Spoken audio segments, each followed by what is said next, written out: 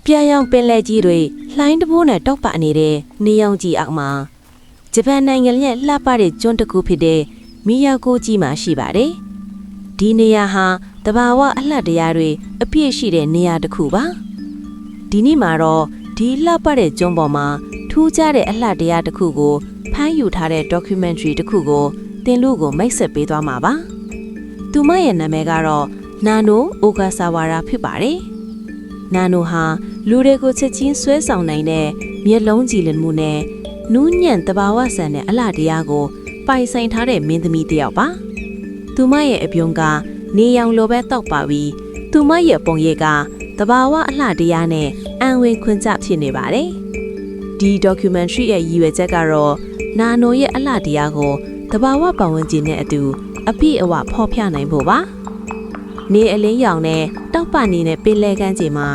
နာနိုရဲ့တန့်ရှင်းတဲ့အပြုံးအားပိုပြီးတောက်ပနေပါတယ်။ပင်လယ်ရေပြပြကြီးနဲ့အနောက်ကမိုးကောင်းကင်ပြပြကြားမှာ